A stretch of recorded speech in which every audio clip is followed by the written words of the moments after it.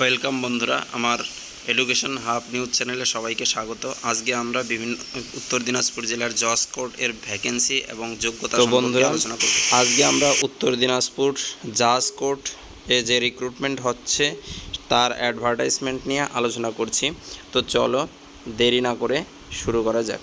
তো এইখানে এই প্রথম দেখব দেখো অ্যাডভার্টাইজমেন্টটি বেরিয়েছিল 24 জুলাই 2024। তো এই রিক্রুটমেন্ট হবে রায়গঞ্জে, যেখানে সারা রাজ্যের বা সারা দেশের বিভিন্ন যে কোনো স্থান থেকে অ্যাপ্লিকেশন করা যাবে। তো এর গুরুত্বপূর্ণ বিষয়গুলো আমরা দেখব। তো প্রথমে আমরা দেখব যে এই অনলাইন অ্যাপ্লিকেশন স্টার্ট কবে থেকে হচ্ছে। তো অনলাইন অ্যাপ্লিকেশন অলরেডি স্টার্ট হয়ে গেছে 25 জুলাই 10:30 থেকে অ্যাপ্লিকেশন স্টার্ট হয়েছে।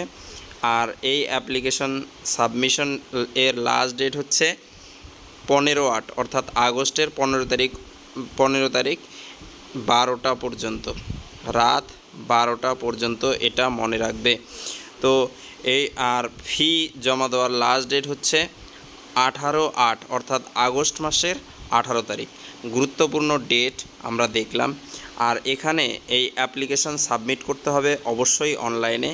তো এই অনলাইন অ্যাপ্লিকেশন কিভাবে সাবমিট করবে এবং তার অফিসিয়াল যে ওয়েবসাইট বা অফিসিয়াল লিঙ্কটা, এই অ্যাডভার্টাইজমেন্ট ডাউনলোড লিঙ্কটাও আমার ডেসক্রিপশন বক্সে দেওয়া থাকবে, সেখান থেকে তোমরা ডাউনলোড করে প্রত্যেকটা বিষয় দেখে নিতে পারবে। তো চলো আমরা ভ্যাকেন্সি ডিটেলস এবং যোগ্যতা দেখে নিই। দেখো এখানে প্রথম যে বিষয়টি আসছে সেটা হচ্ছে vacancies and scale of pay. প্রথম ভ্যাকেন্সি হচ্ছে ইংলিশ স্টেনোগ্রাফার, যেটা হচ্ছে গ্রুপ বি এর ভ্যাকেন্সি, যেখানে ভ্যাকেন্সি রয়েছে দুটো, ওবিসি বি একটি এবং এসটি ভ্যাকেন্সি একটি। তো এখানে পে স্কেল হচ্ছে 32,100 থেকে 82,900। তারপরে আমরা দেখব ইউডিসি, এটাও গ্রুপ বি। ইউডিসি এটা হচ্ছে গ্রুপ বি, যেখানে ভ্যাকেন্সি রয়েছে 60টি ভ্যাকেন্সি। আর এর পে স্কেল হচ্ছে 28,900 থেকে 74,500। তো এখানে আনরিজার্ভ ক্যাটেগরি দুটি, ইডাব্লিউএস অর্থাৎ ইকোনমিক্যালি ব্যাকওয়ার্ড ক্লাস যে রয়েছে একটি vacancy, OBC category OBC A রয়েছে একটি, এসসি একটি, এসটি ভ্যাকেন্সি এসসি হচ্ছে ইডাব্লিউএস ভ্যাকেন্সি যাকে বলা হয়, এসসি ক্যাটেগরি একটি, এসটি ক্যাটেগরি একটি রয়েছে। তো তারপরে রয়েছে এলডিসি, এর ভ্যাকেন্সি প্রচুর ভ্যাকেন্সি রয়েছে এখানে। স্টার্টিং স্যালারি হচ্ছে 22,700।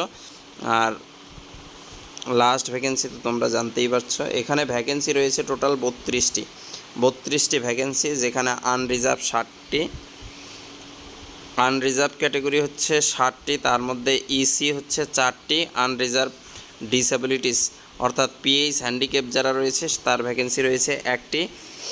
এরকম অনেক 60টি ভ্যাকেন্সি রয়েছে। তারপরে ওবিসি এ ক্যাটেগরি রয়েছে 2টি ভ্যাকেন্সি, ওবিসি এর ইসি রয়েছে একটি, ওবিসি বি ভ্যাকেন্সি 2টি। তো এরকম করে টোটালে হচ্ছে 32টি ভ্যাকেন্সি রয়েছে। তারপর যে ভ্যাকেন্সি রয়েছে সেটা হচ্ছে প্রসেস সার্ভার। এখানে স্কেল হচ্ছে 21,000 থেকে স্টার্ট এখানকার পে স্কেল। আর এখানে ভ্যাকেন্সি রয়েছে 6টি ভ্যাকেন্সি, এখানে আনরিজার্ভ একটি, এছাড়া OBC A category SC category রয়েছে এখানে।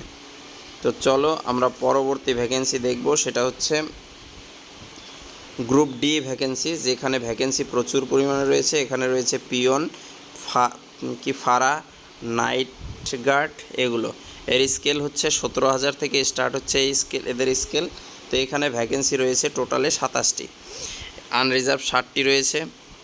তারপর ওবিসি এ ক্যাটেগরি রয়েছে 3টি, তারপর ওবিসি বি ক্যাটেগরি একটি vacancy, OBC B category ex সার্ভিসম্যানের একটি ভ্যাকেন্সি অর্থাৎ 2টি, এসসি ক্যাটেগরি রয়েছে 5টি ভ্যাকেন্সি, এসটি ক্যাটেগরির একটি 2টি ভ্যাকেন্সি। তো আমরা ভ্যাকেন্সি ডিটেলস দেখলাম, এখন আমরা যোগ্যতাটাও দেখে নেব। তো চলো যোগ্যতা দেখে নিই কী কী যোগ্যতা লাগছে। প্রথম দেখব for the post of UDC অর্থাৎ গ্রুপ বি ক্যাটাগরির যে রয়েছে এর যোগ্যতা কী লাগবে। প্রথম বিষয়টি হচ্ছে অবশ্যই তাকে গ্র্যাজুয়েট পাস হতে হবে, অর্থাৎ বিএ কোয়ালিফাই করতে হবে। তারপর হচ্ছে তাকে অবশ্যই 6 মাসের কম্পিউটার ট্রেনিং করে থাকতে হবে, ঠিক আছে। এবং তার সাথে লাগবে ফিঙ্গার স্পিড লাগবে 40 ওয়ার্ড পার মিনিট, অর্থাৎ 1 মিনিটে 40টি ওয়ার্ড লেখার ক্ষমতা থাকতে হবে। এটা হচ্ছে ইউডিসি গ্রুপ বি ক্যাটাগরি। তারপর আমরা দেখব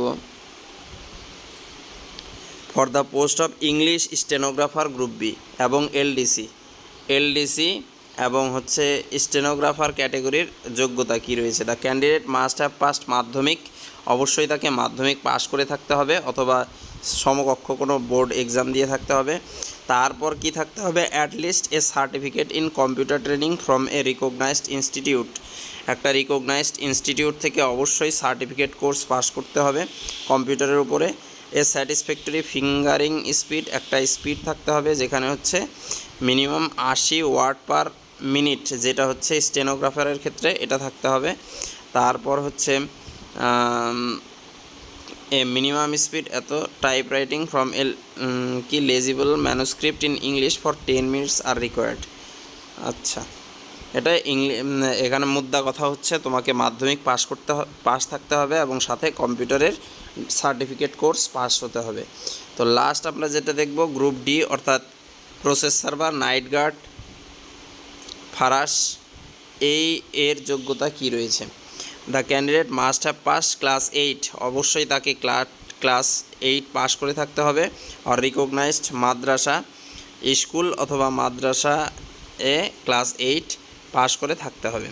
তো এটা আমরা এই বিষয়টা দেখলাম। এরপরে যদি এই বিষয়ে আরও জানতে চাও অবশ্যই কমেন্টে জানাবে। পরবর্তী ভিডিওতে সম্পূর্ণ প্রসেস, যদি অ্যাপ্লিকেশন অ্যাপ্লাই করার প্রসেস তোমাদের জানার ইচ্ছা থাকে সেটা সেখানে জানিয়ে দেওয়া।